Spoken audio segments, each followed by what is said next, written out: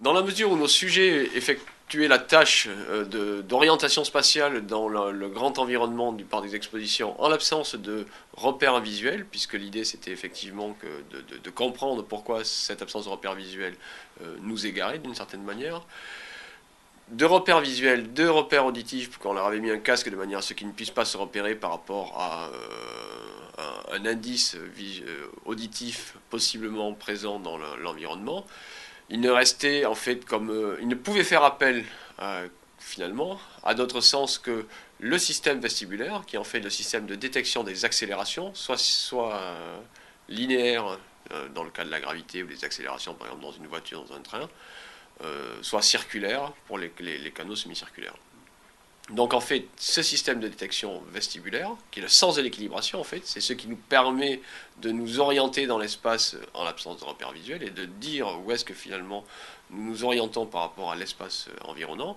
Et l'autre sens qui nous permettrait éventuellement de pouvoir nous orienter dans cet environnement, ça serait la proprioception, c'est-à-dire comment les différents segments de notre corps, les bras, les jambes, donc les éléments sensoriels qui dans les muscles de nos membres, de notre corps, vont nous permettre de déterminer l'orientation de ces différents segments. Donc nous sommes orientés de manière privilégiée préférentiellement vers la mise en œuvre du système vestibulaire avec un focus particulier sur ce qu'on appelle le système otolithique. Les otolithes, en fait, c'est ce qui nous permet de détecter la gravité. Et cette gravité, en fait, nous l'intégrons. Nous savons que sur Terre, il y a une force constante, donc la force gravitaire, qui met en marche en permanence ce système otolithique. Et c'est ça qui nous permet, en fait, d'avoir une représentation de la verticale. Ce système otolithique, en fait, on peut le tester par un test très simple qui est le test de la verticale visuelle subjective.